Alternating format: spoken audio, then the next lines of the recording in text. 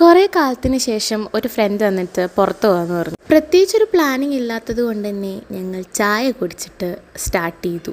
അവസാനം ഞങ്ങൾ SVM ബൗളിങ്ങിൽ പോയിട്ട് കുറേ ഗെയിംസൊക്കെ കളിക്കാമെന്ന് വെച്ചു.